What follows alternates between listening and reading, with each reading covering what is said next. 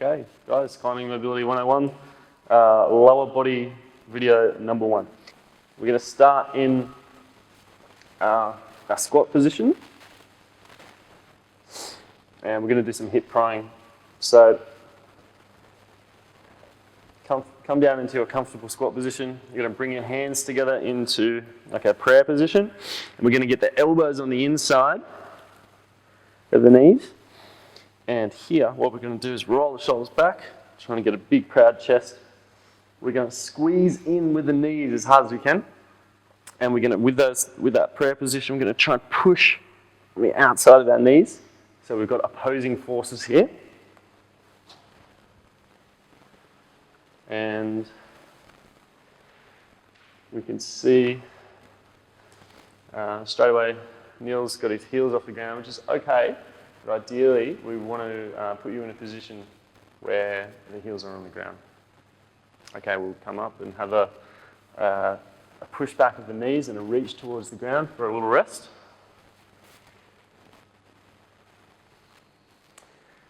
And what we're going to do here, guys, is we're going to do a side-to-side squat. So, one of Chris's favourites. Do you want to assume the position now? What we're going to do, guys, we're going to come over to one side with our feet ideally parallel, and we're basically going to do a single leg squat nice and low on one side. What we're looking for here is a vertical shin. So we're going to do 10 reps, trying to stay upright and trying to keep this shin vertical. So we're all transitioning over to the left. Beautiful. And on, if you want to come over to the left, we'll hold that, guys. 3 very different levels of ability here. And then we'll try, as much as you can, try and keep that heel on the ground. That's probably the number 1 priority here, actually. So if you can't get the heel on the ground, the hips are going to be much higher. We'll move over to the right. So that's rep 3. We'll come back for number 4. Nice slow transitions is what we're looking for here. We don't want any cheeky body weight here on the knee. It's cheating. So we're going to stay nice and upright. Try and keep that shin vertical. We're going to push your butt back a little bit. Transition again. Number 5.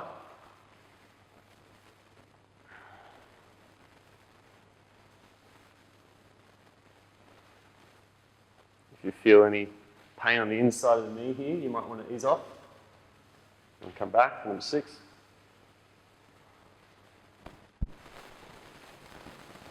Chris, I'll just get you trying to be a little more vertical through upper body. Beautiful. You can see Chris is almost at that push in there, which is great. We'll transition again.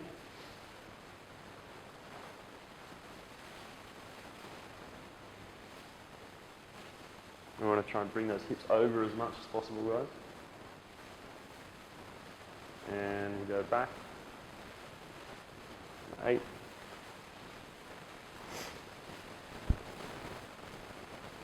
Neil's just supporting himself a little bit on the thigh. That's totally okay when you first start, but don't compensate. Let's get back to the other side.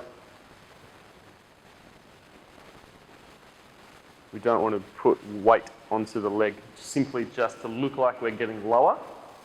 Looking like you're getting lower doesn't mean increased mobility. Okay, come back. All right, last one. But if you need to support yourself to get the rep done, that's fine, as long as it's a rep that's done well. Okay, beautiful. Let's come back to our hip prying squat where we started. So down to a squat, prayer position. Neil, if you get as low as you can. If you can't get into this squat position, what we're going to have to start doing is probably come wider into like a sumo squat. And the more that we bring the more that we externally rotate and bring the toes out, probably you're going to be more comfortable there on your heels. If that's just not going to happen, which Neil, you might not be comfortable enough in that position. So what we'll do is we'll just roll this up. And if you want to boost your heels, by just propping them up. Okay. Yep. And then take your squat. So what we've done there is taken out the limitation, which is probably glute or hamstring, just by boosting the heels, and that's going to allow him to focus now on the hips. So we've probably had 30 seconds or so there working into it. Let's come back and we'll go into side-to-side squat for another 10 reps.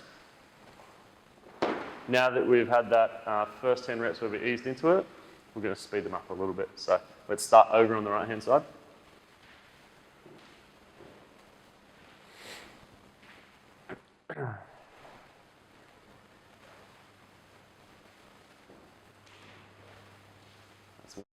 Over to the left, number 2.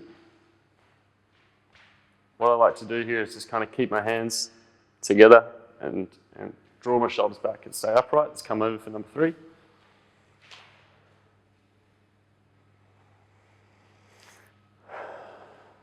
I like to take 1 or 2 breaths and then come back for number 4. Nice.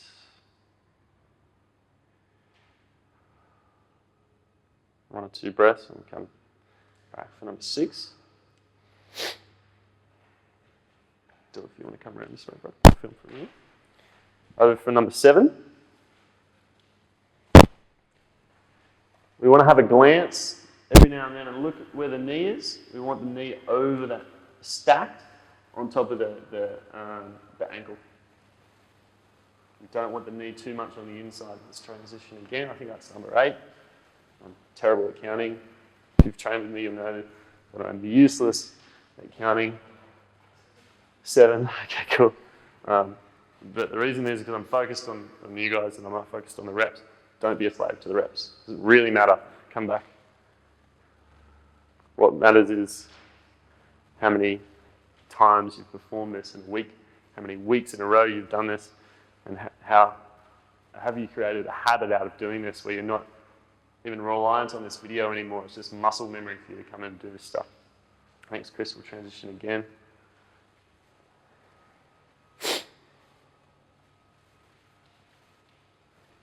I think that's number 9. And we'll go off to the last one, number 10.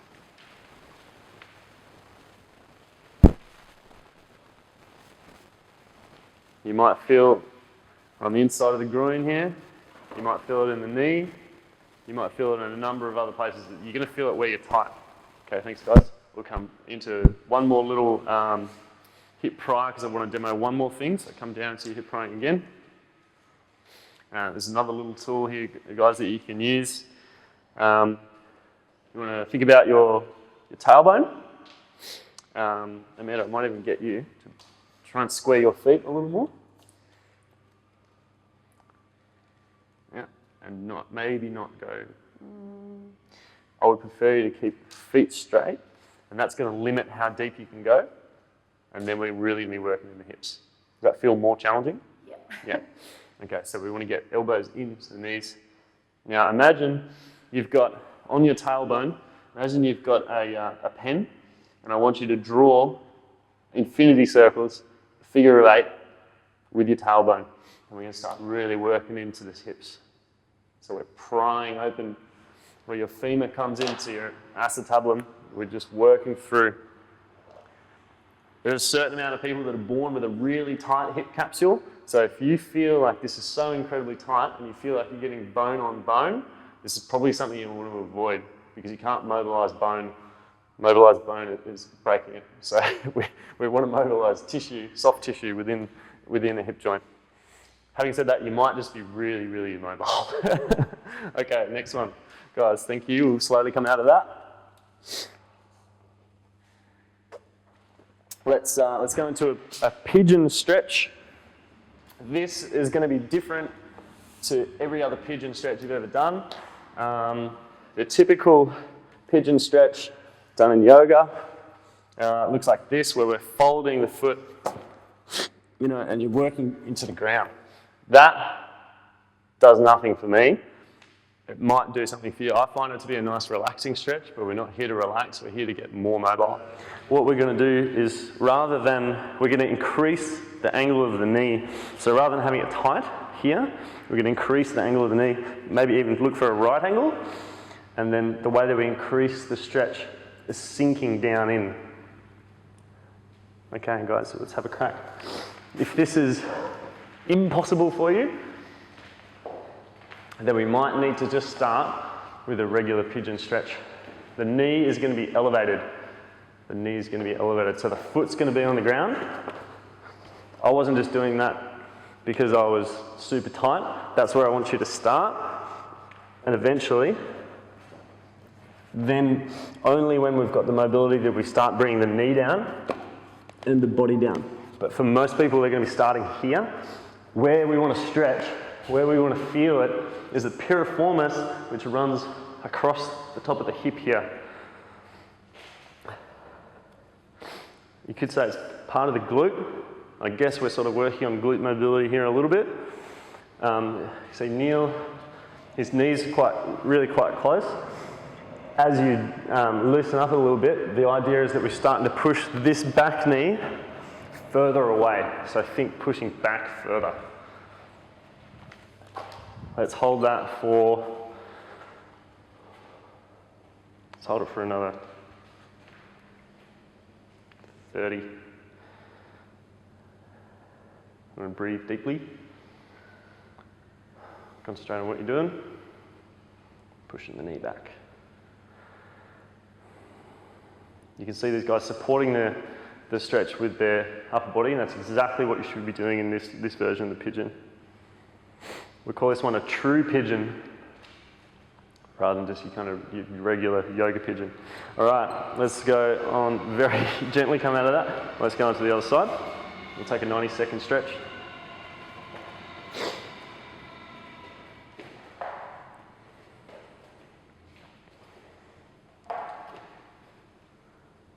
All right. Neil, do you think you're probably tighter on this side than the other one? Yeah.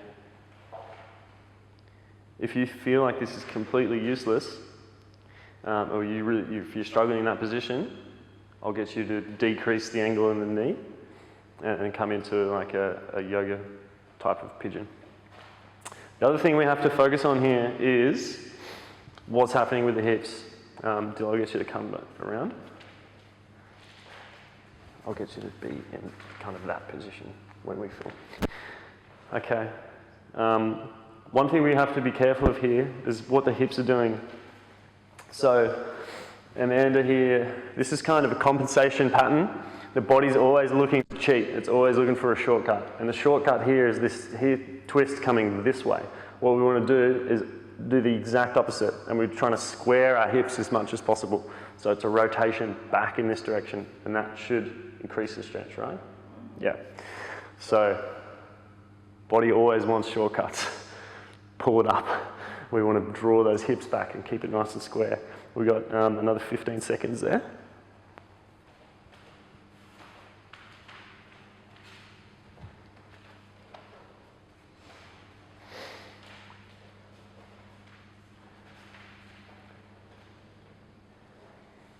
And we can relax out of that one.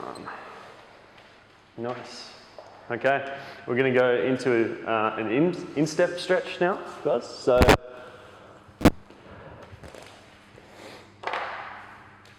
what we're going to do is basically, again, we're looking for a vertical shin. The aim of this stretch is a hip and glute stretch. Again, you'll feel it where you're tight.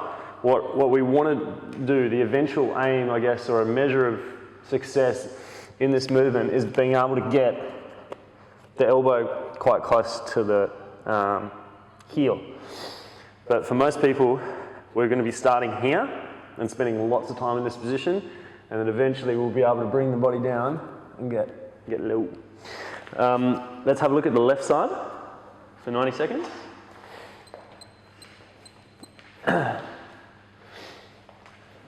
Compensation patterns here is that the body wants to spread out, so try and kind of keep everything in line.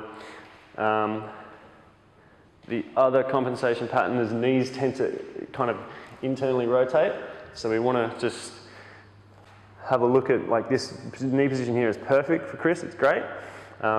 Sometimes you'll see people wanting to get deeper into the stretch so much that their foot will be here and they'll be like, yeah, I'm getting the elbow to the ground.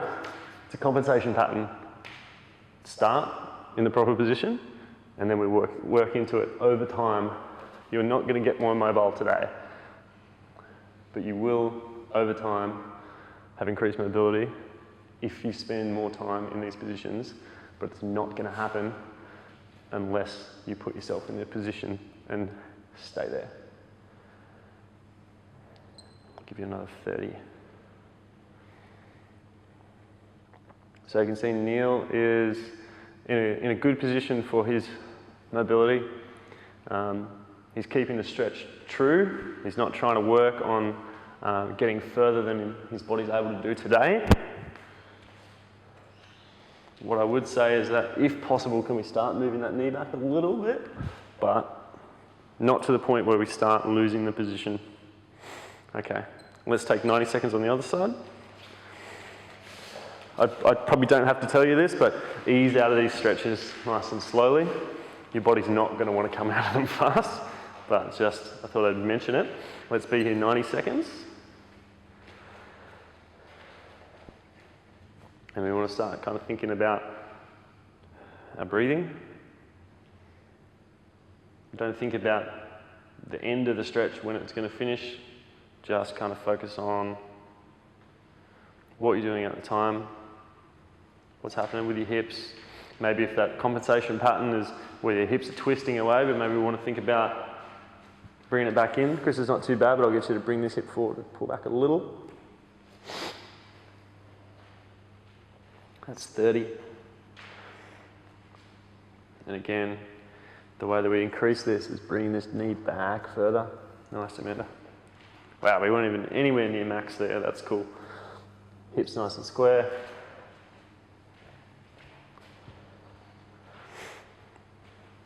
That's all you got, Neil. That's cool. That's totally fine. We've got 30 seconds. Okay, another compensation pattern here. The knees started to come back, so go back to where you were. Another compensation pattern here, the knee has sort of started to travel this way. Again, we want to get vertical shin, so I'll get you to bring that knee back. Yeah, cool. We want to look for vertical in this position all the time. 10 more seconds, guys. Big deep breath.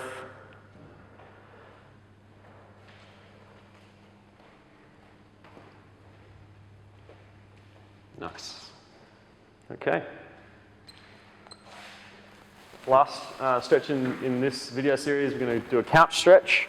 It's called a couch stretch because you can perform it on a couch. We don't have a couch today, so we're going to use a wall. What we're going to do is we've got a yoga mat just to kind of help us a little bit. What we want to achieve is this position.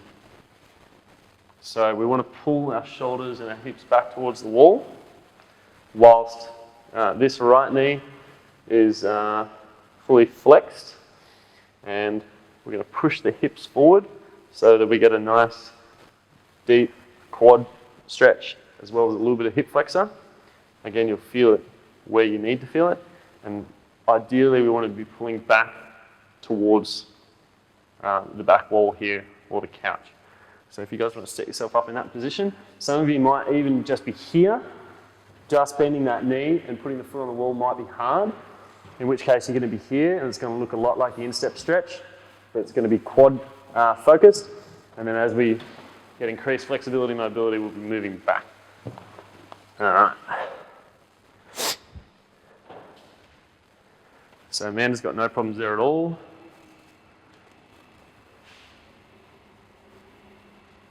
Neil is having a problem. Let's shuffle your whole body forward and let's get this left foot flatly down. There we go. So what we're looking to get here is the knee flush up against the wall or the couch.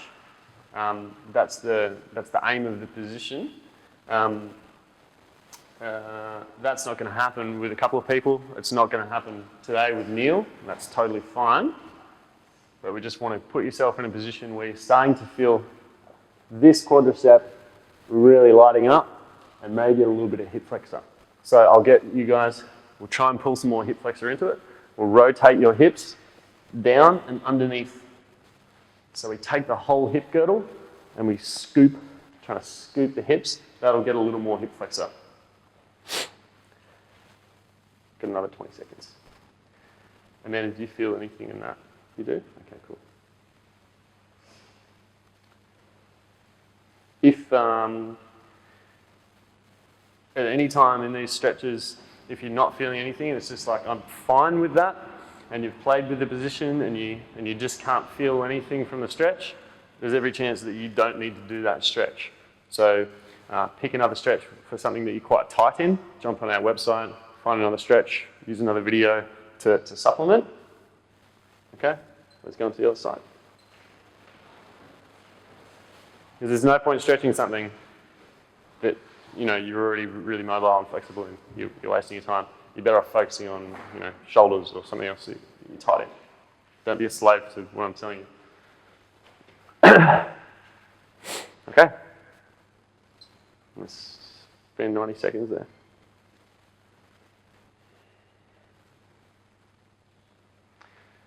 If you're uncomfortable here with the knee, just find something like another yoga mat or a little cushion or whatever to just support the knee a little bit. That's a common kind of complaint with this stretch.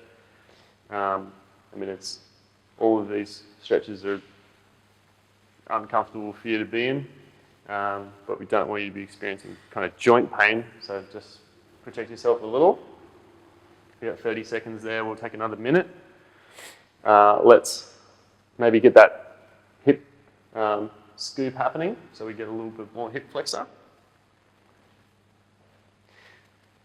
There's a compensation pattern here that we can't do much about, which sometimes the hips will kind of tilt. Again, generally with stretching, we want to get squareness, so we're looking for square hips while we're in this stretch. So do what you can to kind of mitigate that.